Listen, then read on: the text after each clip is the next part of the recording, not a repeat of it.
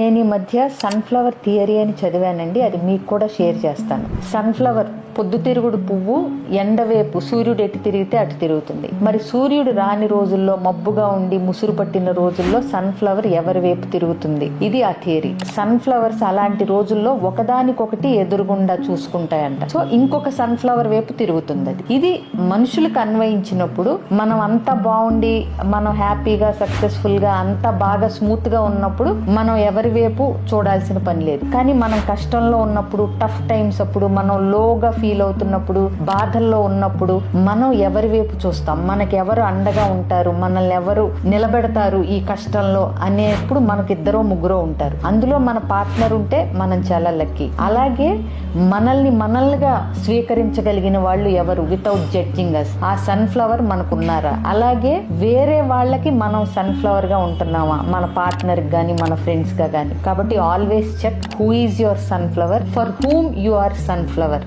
అనేది నాకు కామెంట్ లో పెట్టండి. Thank you.